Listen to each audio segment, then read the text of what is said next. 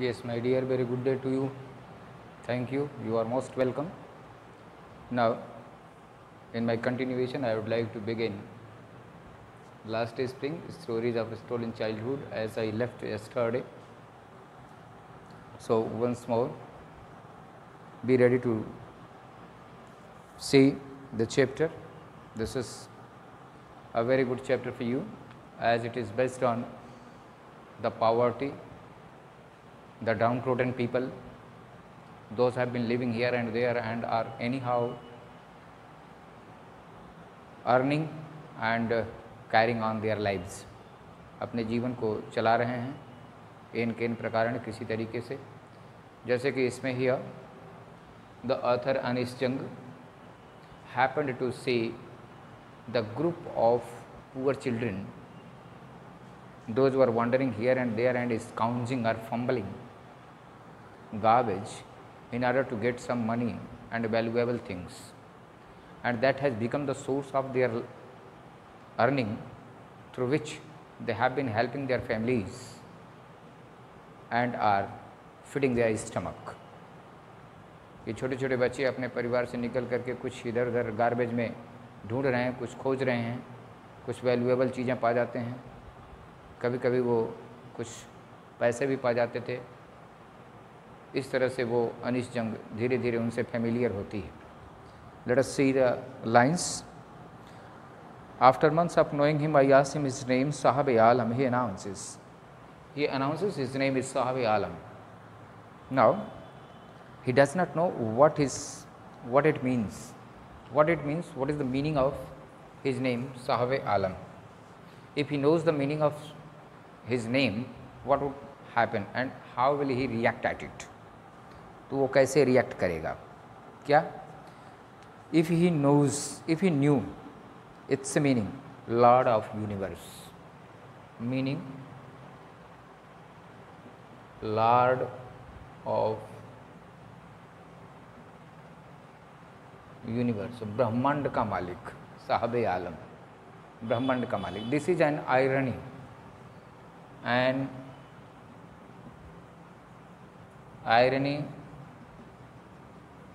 Involved in his name. Irony involved in his name. Why it is known as irony? ये व्यंग्यात्मक अंदाज कैसे है, ये आयरनी कैसे है? क्योंकि उसका नाम साहब आलम है। His name is Sahab Alam. However he has been scrounging the garbage though he should at the place of. This is quite opposite. There is no relation, opposite relation is existed between his name and his work. उसके काम और उसके नाम में दोनों में विरोधाभास दिखाई दे रहा है। Therefore it is known as irony. नाम है साहब आलम और काम क्या है कि गार्बेज में स्काउंजिंग करता है, यानी कि वो इज़ एक्सट्रीमली पुअर, वो बहुत ज़्यादा गरीब है। Now he should be prosperous, he should be wealthy according to his name. Now he does not know what it means. If he knew its meaning, Lord of Universe, he would have a hard time believing it. He would have hard time believing it. He would never believe on it. वो कभी इस पर विश्वास नहीं करता। Unaware, unknown, unwary, unknown of what his name represents. He is unknown about the representation of his name. He is unknown about his representation. He roams, he moves the streets with his friends and army of barefoot boys. Army of barefoot boys. Army of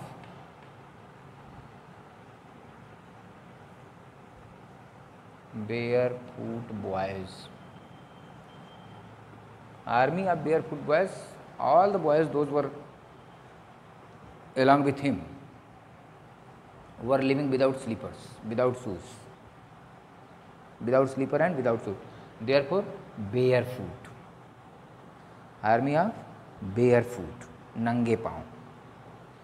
Boys who appears like the morning birds and disappear at noon. Morning birds की तरह समझे सुबह सुबह में दिखाई देते हैं and disappear, goes away, चले जाते हैं, गायब हो जाते हैं, at noon, दोपहर में कहीं और रहते हैं, गायब हो जाते हैं. Over months, for more than a month, I have come to recognize each of them. I could not No. Recognize? No. KNOW. I could know. I could recognize. RECOGNISE. Recognize.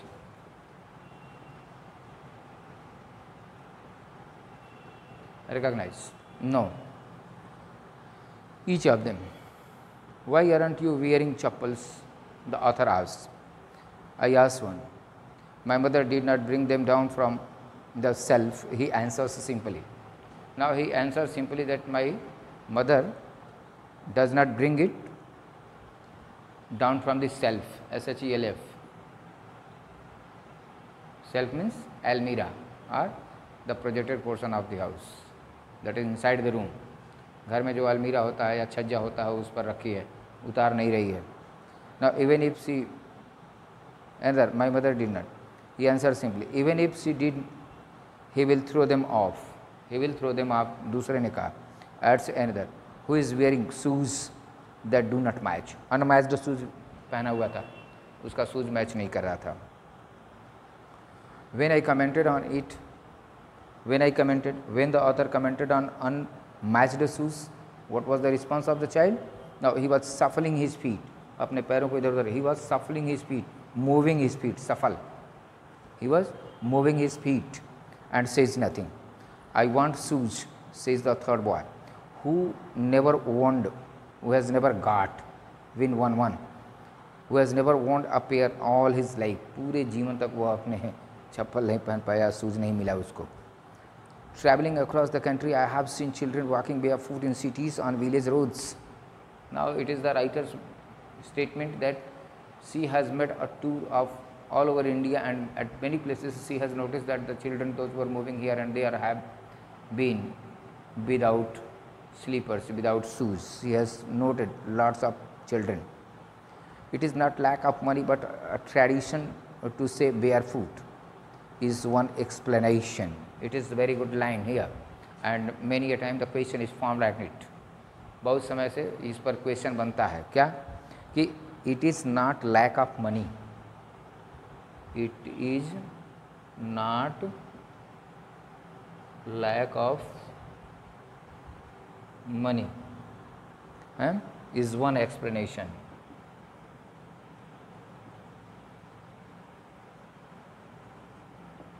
Is one explanation. It is not lack of money is one explanation.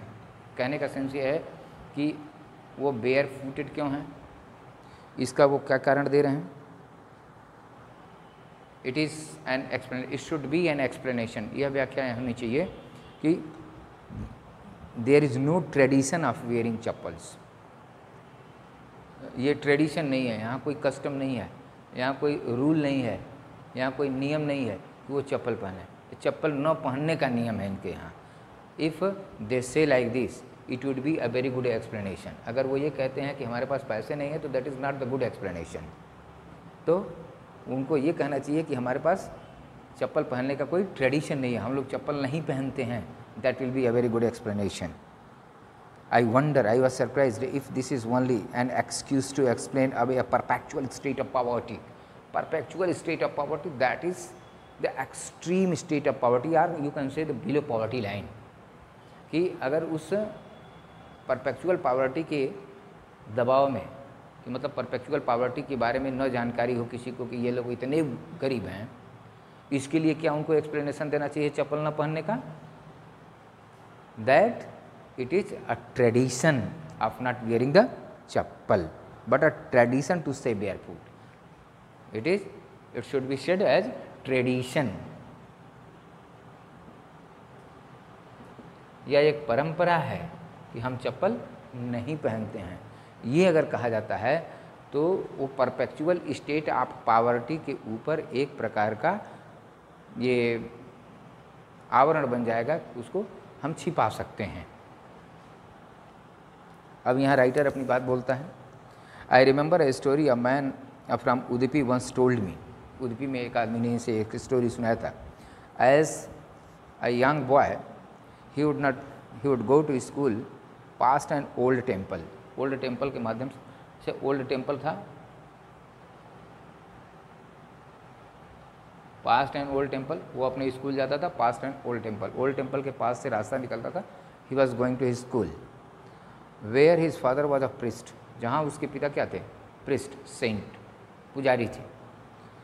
He would stop briefly at the temple and pray for a pair of shoes, then what does the child do, he stopped for a few minutes at the temple, before the temple, and he prays, the child was praying for the slipper or shoes, कि हे भगवान हमको एक जोड़ी चप्पल तो कम से कम दिलवा दो कहीं से। Now he would stop briefly for a short time at the temple and pray for a pair of shoes. 30 years later I visited his town and the temple. After 30 years, the speaker of the story says that after 30 years I visited the spot, I visited the temple, which was now drowned, desolated, drowned, desolate कर दिया गया था, DROWNED, डिमोलिस्ड कह सकते हैं, गिरा दिया गया था, डिमोलिस्ड, वो टेम्पल गिरा दिया गया था, in an air of desolation, अब वो एकदम बिल्कुल वहाँ कुछ नहीं रह गया था। इन द बैक यार्ड, अब उस टेम्पल के बैक यार्ड में, जहाँ ये टेम्पल था उसके पीछे, in the backyard where lived the new priest, there were red and white plastic chairs.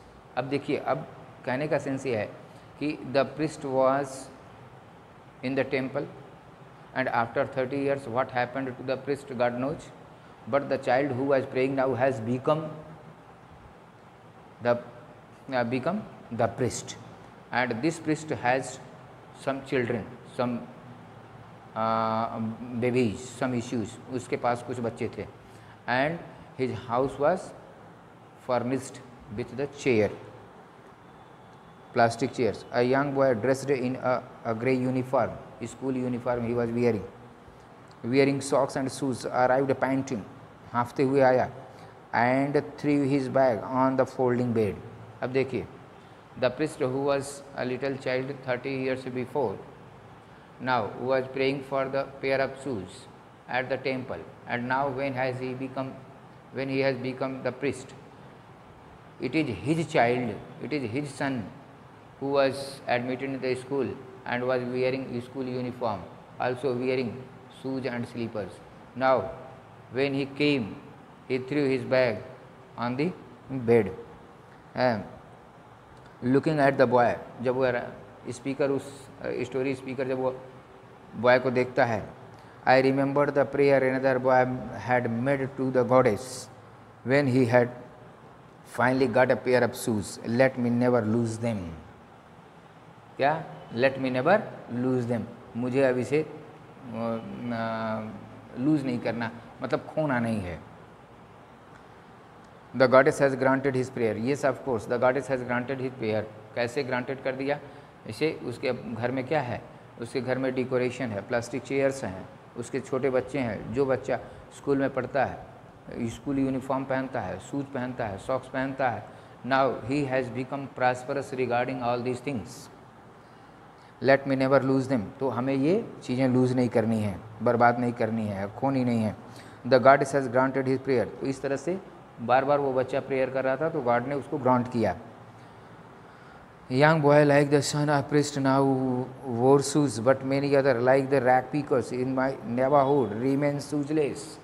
लेकिन ये राइटर कह रही है कि अब गॉडेस ने तो उसको ग्रांट कर दिया, गॉडेस ने तो उस प्रिस्ट के बच्चे को शूज़ वगैरह प्रोवाइड कर दिया, यानी कि उसका लक चेंज हो गया और वो धनी हो गया धीरे धीरे. लेकिन the author has been noticing that the other children at her neighbourhood those are still barefooted.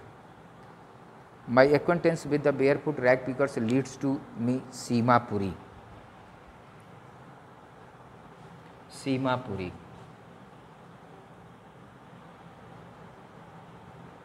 Outskirt near Delhi place.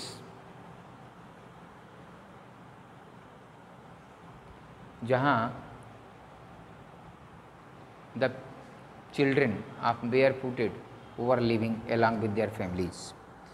With the barefoot rag pickers leads me Simapuri, a place on the periphery of Delhi. Periphery, outskirt area of Delhi. Periphery, outskirt area of Delhi, Delhi के थोड़ी सी बाहर, माने outskirt, तुरंत बाहर of Delhi, yet miles away from it, metaphorically, अब देखिए that is metaphorically, here you see two things, Seemapuri that is very close to Delhi was the dwelling place of poor people, ये गरीब लोगों के रहने का स्थान था. And Delhi on the other hand, though it is very close to Simapuri, however was very prosperous. तो दिल्ली वहीं प्रॉस्परस एक मेगा सिटी है, यहाँ रिच पीपल रहते हैं, और इसी से सटे हुए सीमापुरी है, यहाँ लोग गरीब रहते हैं. तो metaphorically it is miles away from it. तो अब metaphorically miles away from it क्या है? इसे ये एरिया तो आपकी प्रॉस्परस है और ये एरिया आपका पुअर है, पुअर एंड वेल्दी. यहाँ कल्चर्ड लोग रहते हैं, यहाँ बेगर्स रहते हैं, यहाँ पुअर पीपल रहते हैं, ठीक है, अनएजुकेटेड पीपल यहाँ रहते हैं. तो कह रहा है मेटाफोरिकली, ये देखिए ध्यान दीजिएगा कि इससे और ये दूर नहीं है. Now on the ground the place is not far. Metaphorically का सेंस ज़रा ध्यान से सुनिएगा कि metaphorically miles away from it, metaphorically miles away from it.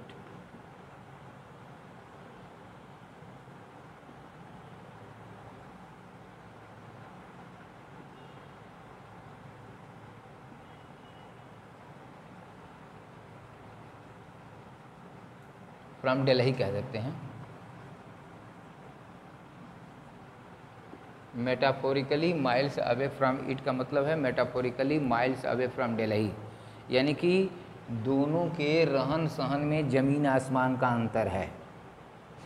Metaphorically का सेंस ये है कि now there is a lot of gap, there is no similarity found between the dwelling condition and the living standard of the people.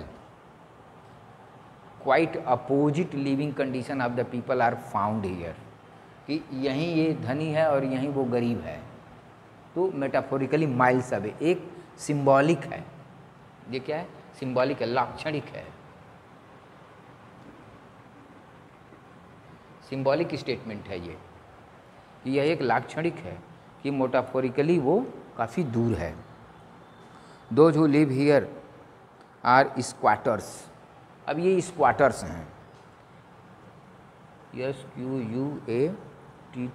SQUATTERS, squatters. Squatters means they have made their houses,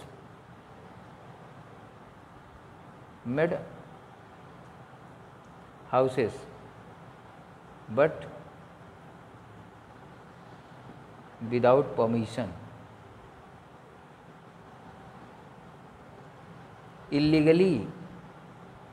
illegally they have constructed their houses, squatters.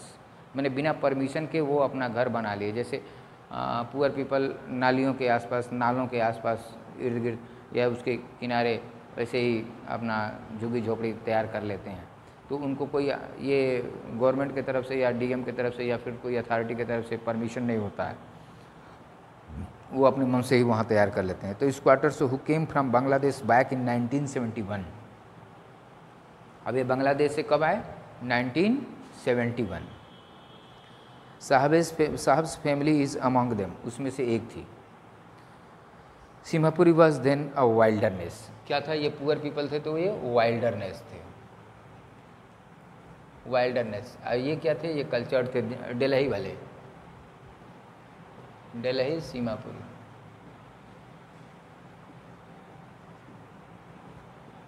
यहीं दिल्ली में wealthy और culture थे, सीमापुरी में poor और wilderness था. It still is, अभी भी कुछ मामलों में ये वैसे ही है. But it is no longer empty. लेकिन it was no longer empty, it means it is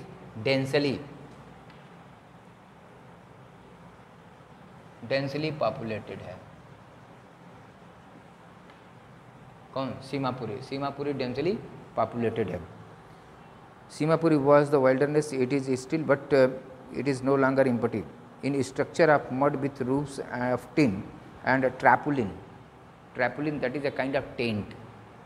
आप कह लीजिए तारकोल से जैसे टेंट होता है, तो ये जो अपना घर बनाए थे वो टेंट का बनाए हुए थे, घास फूस का बनाए हुए थे. हाँ, डिवाइड ऑफ सीवेज, वहाँ नाली बहने का रास्ता नहीं था. Devoid of sewage, no there was no facility of sewage, गंदे पानियों को बहने का कोई रास्ता नहीं था. ड्रेनेज और रनिंग वाटर, वहाँ रनिंग वाटर की भी व्यवस्था नहीं थी, टैप जैसे वाटर सप्लाई की भी व्यवस्था नहीं थी.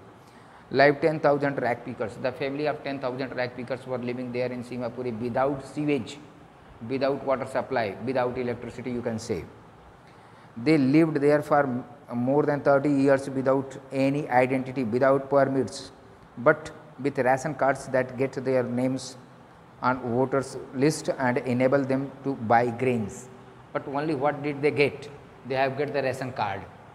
सीमापुरी के पीपल्स क्या पाए थे? राशन कार्ड पा गए थे, और उस राशन कार्ड से उनको क्या मिल सकता था कि they were able to buy grains from the government shops. कोटे पर से वो अनाज खरीद सकते थे और वोटर लिस्ट में उनका नाम था.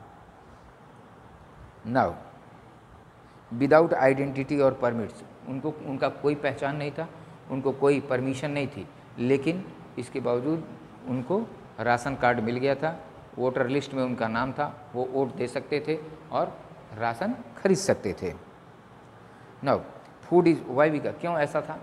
देखिए यहाँ लिखा हुआ है कि food is more important for survival than an identity. इस पर क्वेश्चन बन सकता है.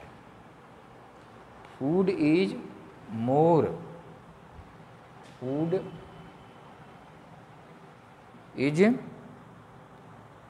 Important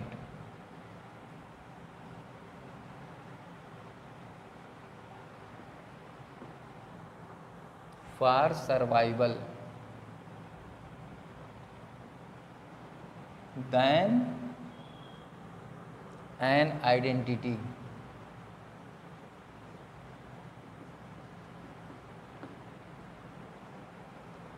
Food is more important for survival than identity.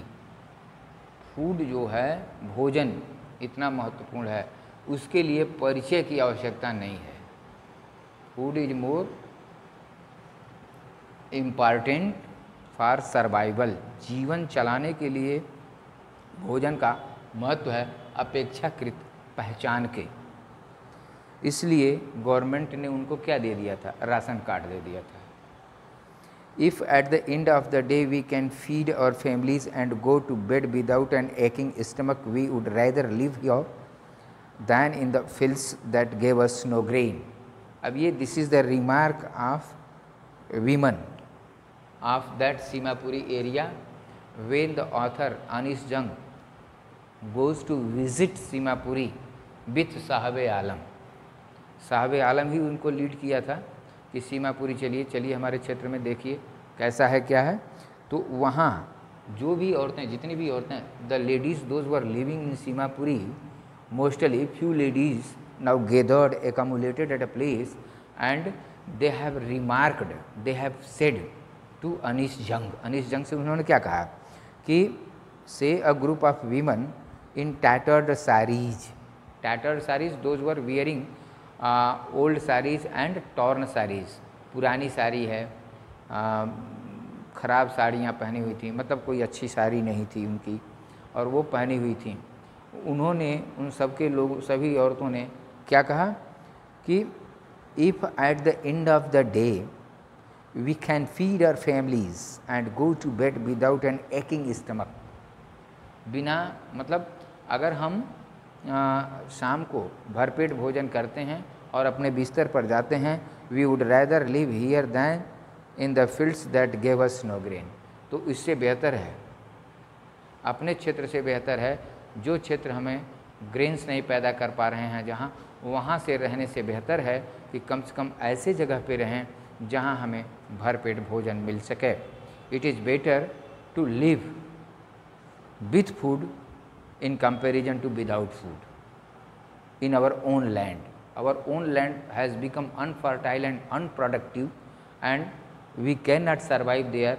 Therefore, it is better to migrate from our place to come another place, no matter that we don't have any identity. However, we have got the ration card, and because of that we are able to buy some grains to fill up our stomach and sleep at night soundly. तो रात में हम आराम से सो सकते हैं. Now, whenever क्या है, tattered saris when asked why they left their beautiful land of green fields and river, wherever they find food they pitch their tents. अब ये देखिए, यही रीज़न है कि वो अब उनके क्षेत्र में अनाज नहीं पैदा हो पा रहा है बिकॉज ऑफ नेचुरल डिजास्टर. तो उन्होंने क्या किया, तो वो वहाँ से माइग्रेट होना बेहतर समझे और चल दिए. वेयर दे फाइंड फूड, और जहाँ कहीं भी ये फूड मिलते हैं, जैसे ये जिप्सी की तरह हैं, बैगबाउंड की तरह हैं, ये अपने टेंट को यहाँ से वहाँ ले जाते हैं, माइग्रेट करते रहते हैं. Whenever they find, wherever they find, जहाँ कहीं भी इन्हें भोजन मिलता है, हाँ, दे पिच देयर टेंट्स, वो अपने टेंट वहाँ लगा देते हैं. That becomes transit home, temporary home. Transit home, temporary home. तो यहाँ उनका होम कैसा है, वो टेम्पररी है, परमानेंट नहीं है. Children grow up in them, और उसी में बच्चे बड़े होते हैं. Becoming partners in survival. देखिए, पार्टनर्स इन सर्वाइवल हो गया, means as their parents have been doing to survive their life, in the same way the children too have been doing according to the parents for their survival and they become the partner.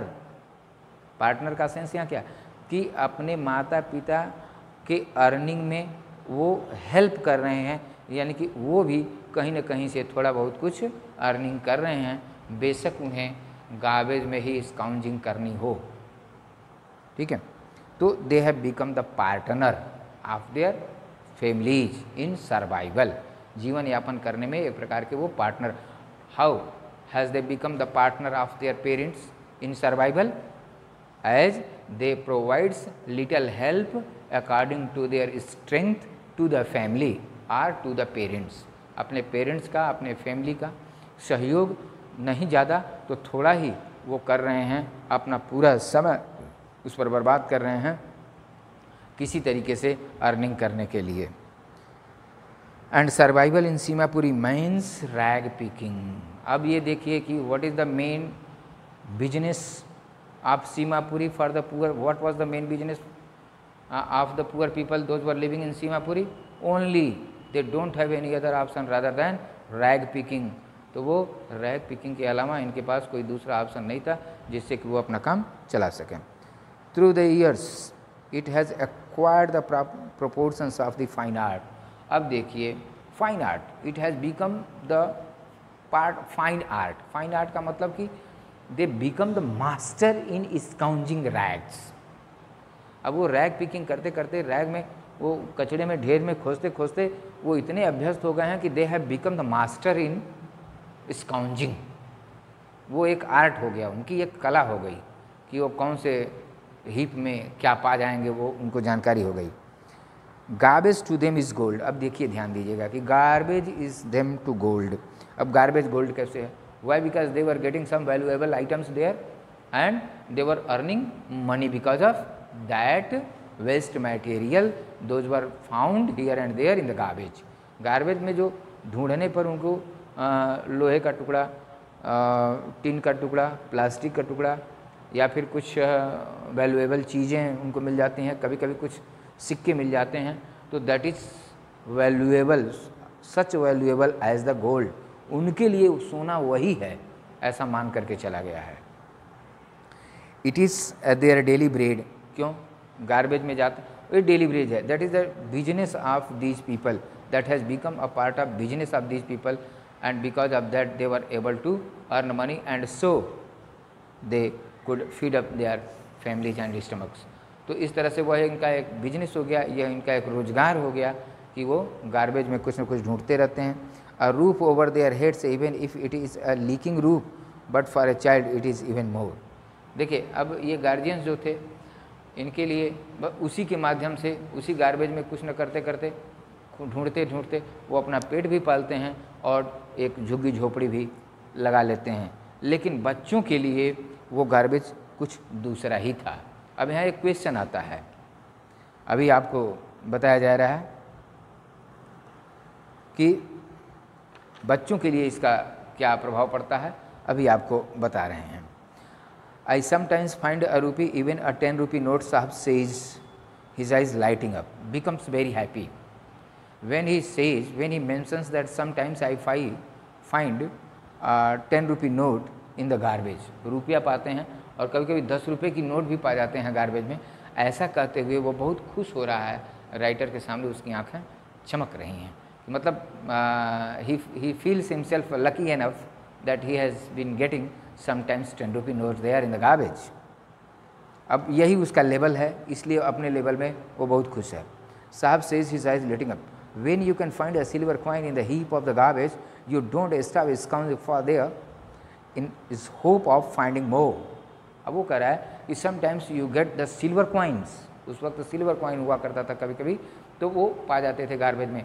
कहता है तो when you get a silver coin, जब आप silver coin पा जाते हैं तो you cannot have control over your temptation and scrounging continuously for the long time. तो आप क्या करते हैं कि जब एक बार कुछ पा जाते हैं तो आपकी इच्छा और बढ़ जाती है और आप उसमें और इन्वॉल्व हो जाते हैं, आप और ज़्यादा खोजने लगते हैं। वही कह रहा है कि finding silver coin in a heap of garbage you don't stop scrounging. तो स्काउंजिंग करना आप बंद नहीं कर सकते, खोजना आप बंद नहीं कर सकते। You don't stop scrounging for there a hope of finding more. क्यों? क्योंकि there is a hope of finding more and more, कि अब हमें और उम्मीद हो गई कि हम कुछ और पाएंगे।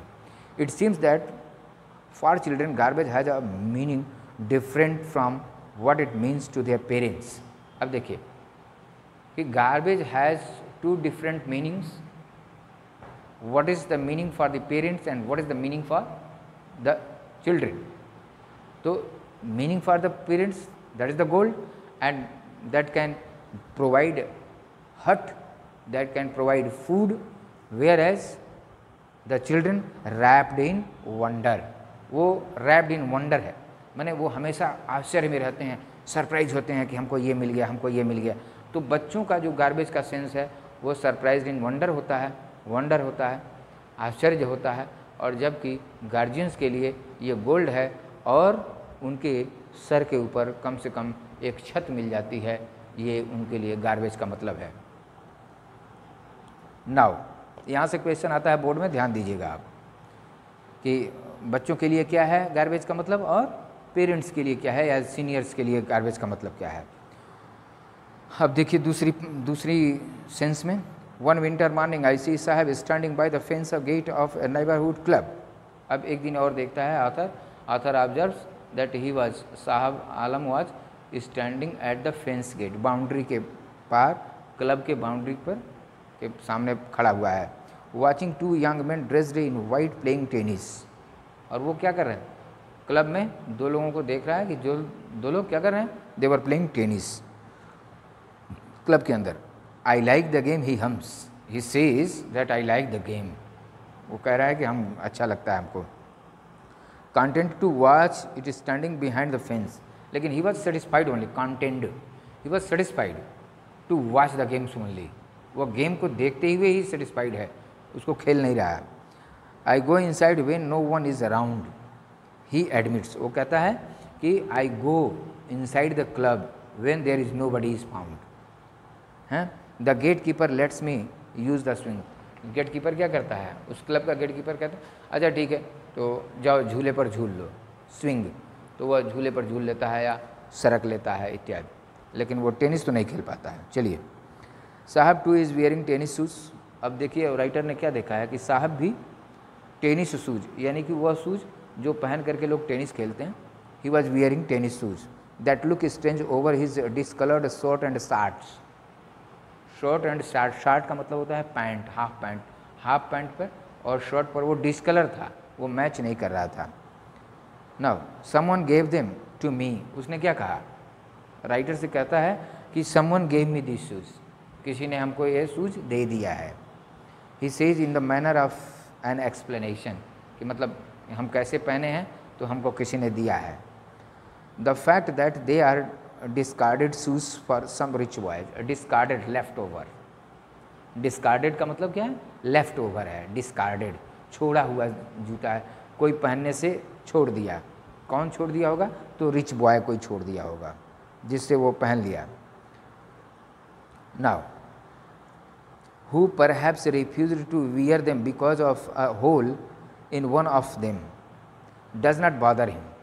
अब देखिए उस जूते में एक होल है, एक होल है, लेकिन the hole is not bothering Saheb, but the hole was bothering to the rich boy. Rich boy को वह होल बादर कर रहा था, परेशान कर रहा था कि भद्दा लग रहा था, लेकिन साहब आलम के लिए वो होल का कोई मतलब नहीं है और वो खुश है। क्यों?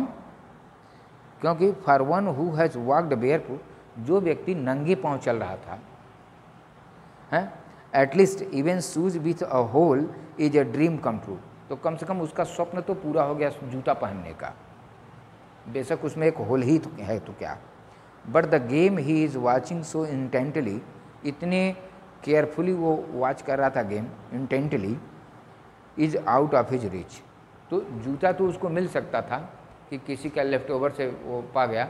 यहाँ राइटर ने एक प्रकार का कमेंट किया है कि how the poor people have been living और surviving their lives, that is very troublesome to them.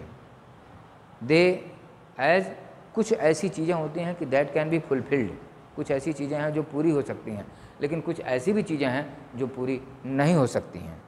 तो फिलहाल दिस मॉर्निंग साहब इज़, अब देखिए अब ठीक है, अब अगले मॉर्निंग की बात कर रहा है, आथर कर रही है अगले मॉर्निंग की। This morning Saheb is on his way to the milk booth.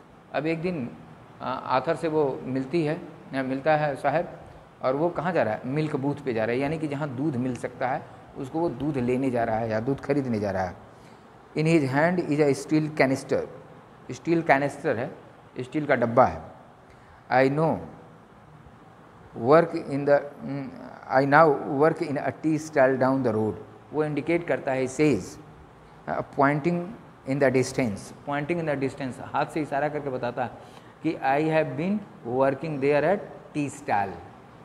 Author से कहता है कि मैं वहाँ टी स्टॉल पे काम करता हूँ। हैं, I am paid 800 rupees and all my meals, 800 रुपये मिलता है और मेरा भोजन भी मिलता है। Does he like the job, I ask. अब देखिए, अब आथर ने पूछा क्या तुम्हें अपनी नौकरी पसंद है। His face I see has lost the carefree look. अब केयर फ्री लुक यानी कि उसके चेहरे से वो खुशी समाप्त हो जाती है जैसे ही आथर पूछता है। As the author asked him do you like the job, तो वह उसके केयर फ्री लुक खत्म हो जाता है। The steel canister seems heavier than the plastic bag he would carry so lightly over his shoulders. जो वह अपने प्लास्टिक का बैग ले करके शोल्डर पर चलता था और जब गार्बेज में कुछ चीज़ें खोजता था, जब वो गार्बेज में इस चीज़ों को स्काउंज करता था, फंबल करता था, तो उस वक्त जब वो बैग लेकर के चलता था तो वह बैग उतना वज़नदार नहीं था, लेकिन अब यहाँ उसको स्टील कनिस्टर जो है ज़्यादा वज़नदार लग रहा है। The bag was his, the canister belongs to the man who owns the tea shop, Sahab is no longer his own master. अब कह रहा है कि Sahab is no longer his own master, it means Sahab is not free, he has to work for some other person and he has to move according to the rules and guidance of the owner of the tea stall। अब tea stall के guide वाले के अंदर काम कर रहा है, इसलिए वह स्वतंत्र नहीं है। अतः यहाँ भी क्वेश्चन आता है बोर्ड में कि क्या वह 800 रुपये पाता था और अपना मील पाता था। He was getting 800 rupees and a meal, however was he not satisfied, why, तो he was not free, he was not the master of his own, he has to be commanded and guided by somebody else, therefore he was not happy। तो यहाँ ये answer आता है। अब आज के लिए हम इतना ही करते हैं और नेक्स्ट में हम इसके सेकंड पार्ट को चलते हैं। सेकंड पार्ट इसका है I want to drive a car. तब तक के लिए bye, thank you, have a good day, okay my dears.